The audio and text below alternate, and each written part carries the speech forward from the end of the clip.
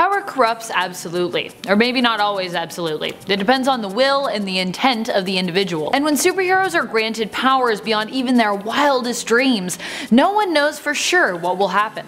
Will they use the power for good or ill? Will they be corrupted by it? Are they forced to wield it to take on an even greater foe? These are some of the questions we will explore as we look at the top 10 superheroes who became gods, and just how they received such power, or what they used it for. So if you like stories where heroes surpass even their own limitations and go into god mode, give this video a like and be sure to stick around till the end of the video where I will have some comments heading your way. Alright, let's get counting. Number 10. Shazam. Technically, every time Billy Batson transforms using the word Shazam, he becomes 6 different gods all rolled into one. He gets his powers from these 6 gods: Solomon, Hercules, Atlas, Zeus, Achilles, and Mercury. I put quotations around the word gods because some are not really known as gods based on our own stories of them. Solomon was a king, and Achilles was a war hero. And it's a little weird they went with the Roman version of Hermes, Mercury, but stuck to the Greek god names for the other gods mentioned. Still, in the event of the Darkseid War, it is revealed to Billy that he is actually the god of gods, and that the death of Darkseid has severed his ties to the godly powers within him. So the wizard makes new gods to reside within Batson, where he will get his strength from. Number 9. Storm. Are you truly a god without people to believe in you? When Aurora Moreau returned to her homeland of Kenya, she found herself worshipped for her mutant abilities, believed by local tribes to be a goddess. This not only made her a god in the eyes of others, but she would go on throughout her time with the X-Men to truly prove that she was deserving of the god title. When going up against Dr. Doom in Uncanny X-Men issue 147, she proves just how strong she is when Dr. Doom tortures her by encasing her entire body in chrome, preying on her claustrophobia. This unleashes a power from within Aurora, which her fellow X-Men liken to that of the Phoenix Force in terms of her power levels and her reach. I believe she actually puts the entire world under like a storm, so pretty OP.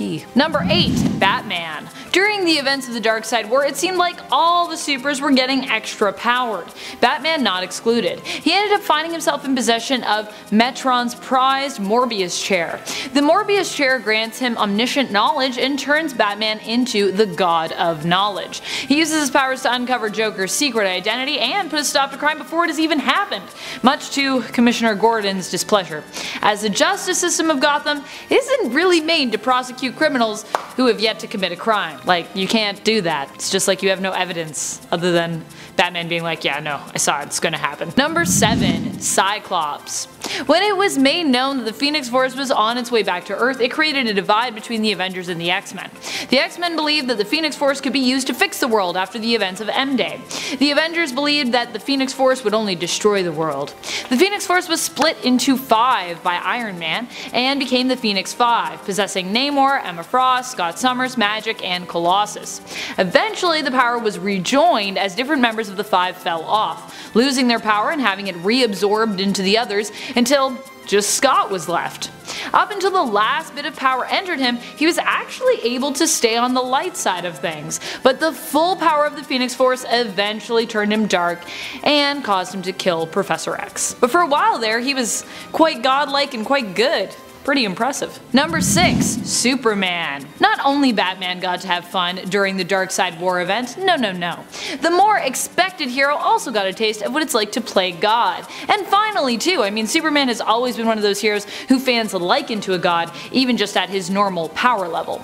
During the Darkseid War, Superman found himself changed while on Apokolips. He was granted an immense amount of strength and became known as the God of Strength. A very different and brutal version of Superman who left Lex Luthor for dead on the planet, threatening that if Lex ever returned to Earth that he would finish the job. And he smashed all his armor. So rude. Lex kinda deserves it. Number 5. Jean Grey. You probably all know where I'm going with this one. We're talking about when Jean gets the Phoenix Force. Becoming the Phoenix and later Dark Phoenix grants Jean access to all kinds of crazy power. Remember when she ate a star and blew up a planet, inciting a war with the Shi'ar on her merry way? Now, the interesting thing is while there are many others who have found themselves possessed by the Phoenix Force, Jean is special, which also proves just how powerful it makes her. While many characters have died and been resurrected in the comics, Jean even stands out in in that regard. Some believe this is due to her connection to the Phoenix Force, which sees Jean as its one true avatar. The Phoenix Force demonstrates its power in every way in which it can save her. It is even willing and capable of punching a hole through space-time to save Jean through displacing her if it has to. Just move her over there for now. Come back to her later. Number 4. The Flash. That's right, we're going back to the Darkseid War. Darkseid was killed by the Flash during this event, who had merged with the Black Racer. As a result, the Flash finds himself feuding with the Black Racer, whom he has possessed, becoming the new god of death, involuntarily. He tries to defeat Death in his own comic exploring this transformation, Darkseid War Flash. Here we see him try to actually outrun Death and defeat him by killing the Black Racer, with his own scythe no less. But ultimately, Barry Allen realizes that you cannot fight the inevitable and accepts Death, giving in and merging with the Black Racer and becoming the new god of death. Number 3. Scarlet Witch. Wanda Maximoff has always kind of had the capacity to act as a god, as her chaos magic abilities allow her to alter and warp reality any way she sees fit. But we didn't really get to see her play god until the events of House of M, where she altered all of reality to make an almost perfect world in terms of hers and others' liking.